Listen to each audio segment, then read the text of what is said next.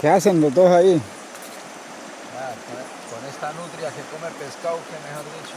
¿Y ese desayuno cómo se llama? ¿Desayuno a qué? Esto es puro diablo, ¿cómo se llama? Diablo, ¿no? El diablo. Desayuno con diablo. A ver, muestra a ver. Oiga,